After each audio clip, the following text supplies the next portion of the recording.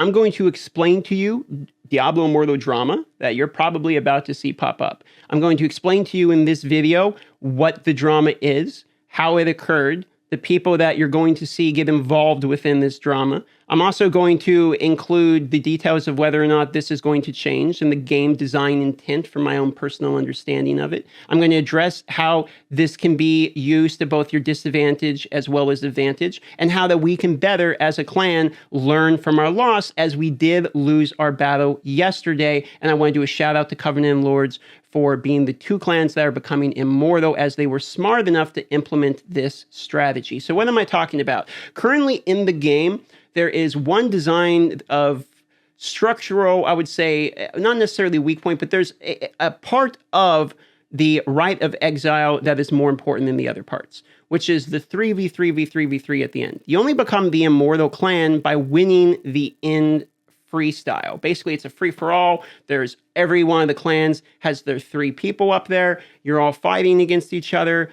It's Hunger Games. May the last final person win. Well, here's the interesting part about Hunger Games. Just like in Hunger Games, where outside of the actual field of battle, there is an influence on the battle, meaning the sponsors on the outside, the allies they gain and choose to have once they actually arrive into the battlefield. This is very similar to how Diablo Immortal works. What am I getting to? Well, basically what ends up happening is clans, in order to take advantage of the way the game is actually designed, will then choose to secretly make deals with other clans to not attack each other if you are enemies next to each other. You basically team up in one giant team, but that has friendly fire on. It's essentially what ends up happening. You can't be in the same team because they have a red name and they're an enemy and you're supposed to kill them. But the smartest thing to do is just not kill them and instead look at them and be like, let's go kill that guy instead. And you all go kill the other guy. Here's the actual footage of this happening to us. What you can see here is that there is 5 players on the screen currently, and the 6th one will run by. They don't fight each other. They are waiting for the other people to heal and covering for each other.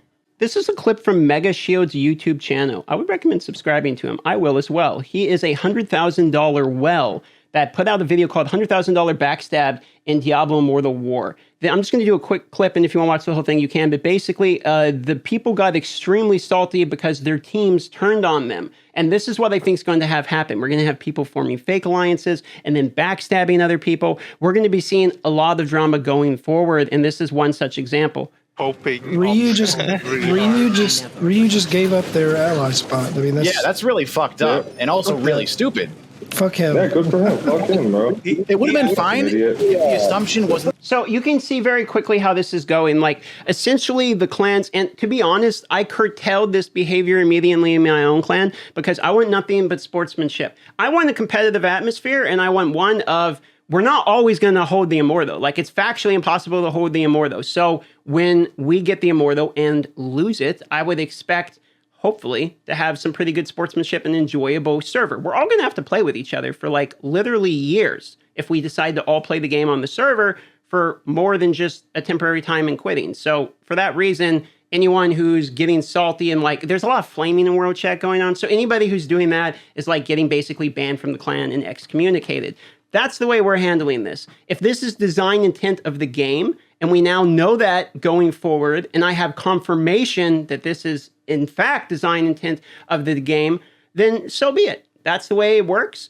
And it is Survivor, it is Hunger Games. That's what it is. So if you're wondering, is the largest well possible going to win? Well, yeah, actually, they probably still are, because this guy spent $100,000 and still won. However, there's a secondary take on this, which I think is kind of interesting. There's a free-to-play streamer by the name of Woody Joe. Hopefully I got his name right. Okay, I'm someone new to the Diablo Immortal, or Diablo community in particular. Apologies. Who was able to get Immortal as free-to-play. I watched his video, and he was doing the same strategy. I talked to Echo Hack, and they did the same strategy for Max Row. So from what I can understand, this is the way the game is played. It is factual that it is better to team up with people than think it's going to be 3v3v3 and it's a free-for-all. People will be teaming up with people that they like more. So you either need to have as many possible clans as you can and have them all be in the top 3 so that you don't rank against them. Because here's the other thing.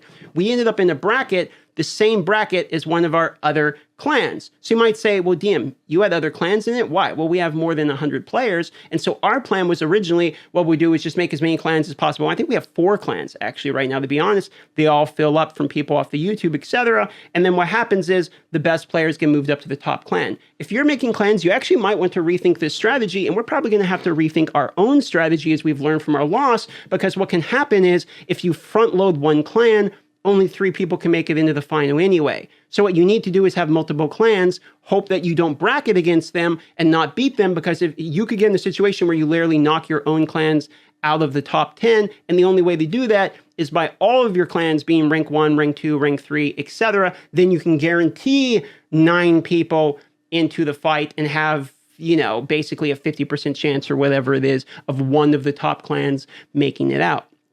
This is essentially what the game is going to become. The clans will be, the top 3 will probably rotate, I would imagine, or something like that. It will be organized, it will be structured, and I'm sure the people that don't participate in that will be left out.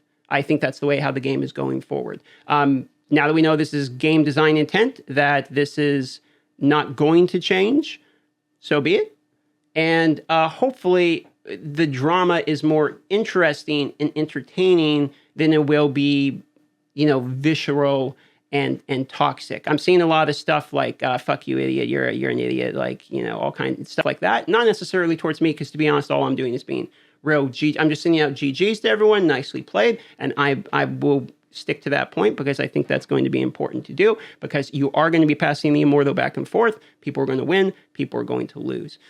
With that being said, I just kind of want to explain and get ahead of a lot of the drama. I'm already seeing people flame other content creators, and I'm trying to curtail that. Like, I don't want to see a bunch of people flaming other content creators who have been planning this strategy forever. I don't want to be reading Twitch chat being live and then just see a bunch of people like insulting other clans or anything like that. Let's just play the way, let's just all agree, okay, we got played. This is the way the game works. This is how we all have to think going forward. And let's try to avoid making each other miserable and instead just stick to letting the game make us miserable. So what can you expect for the future? Well, you can definitely expect for the future lots of drama in your world chat. No matter what server you're on, people are going to be upset by people implementing this strategy. And if you ever become an Immortal, it's probably going to be because of this strategy, because the way the game is set up is it's designed basically where this is the abusable strat. You can only have X amount of people in and 3 per team. So you just need as many teams as possible and then agree not to hit each other. That's really what it boils down to at this point. And because of that, I highly recommend, if you're going around being salty, calling other content creators cheaters or saying that it's unfair and all that, your feelings are valid. I understand that you want competitive atmosphere. You're hoping probably to watch a lot of good 3v3s on YouTube and stuff like that. It just looks like that's not the way the game's designed. It's designed more as Game of Thrones and Hunger Games than it is designed like a straight up sword duel where you fight each other. It is definitely designed more of the political side of things. So with that being said, love you all. Thanks for watching. Congratulations once again to Covenant. You guys took it home. Respect you guys. Congratulations. See you on the next one.